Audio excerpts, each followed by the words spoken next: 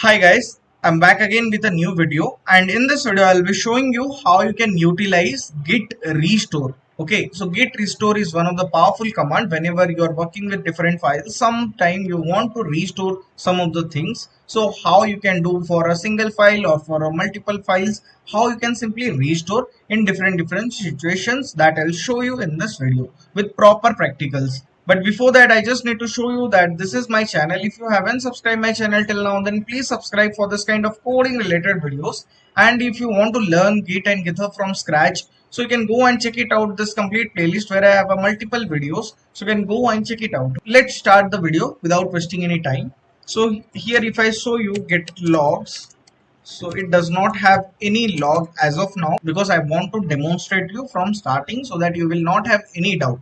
So let's have a simple one line code here. Maybe I will write welcome.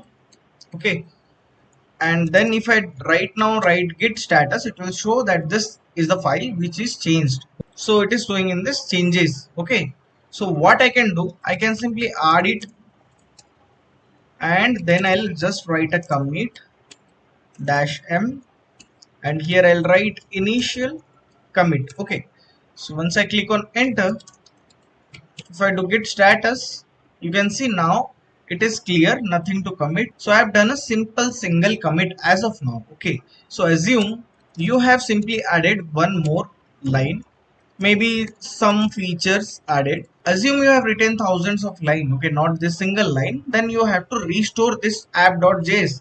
So if thousands of lines you have written, manually restoring is very much difficult.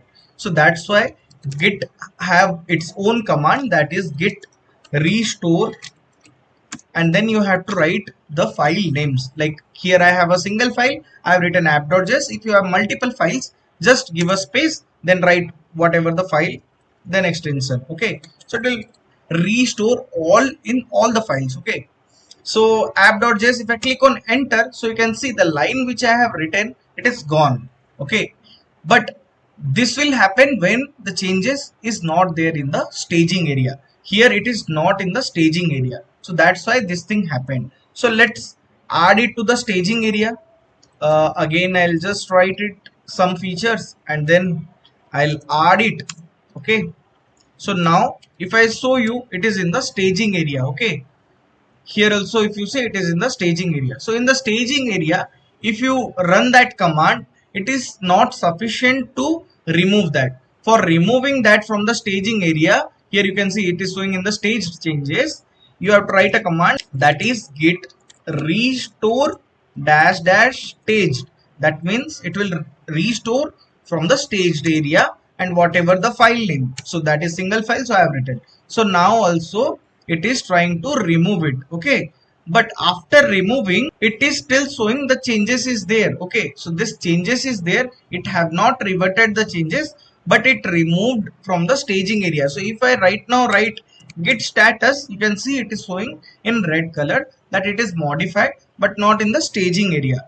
Okay, so if you now want to remove this change, you have to write git restore, then here you can write your app.js. So this will remove. There are two steps. If it is in staging area, first remove it from the stage, then do the simple restore.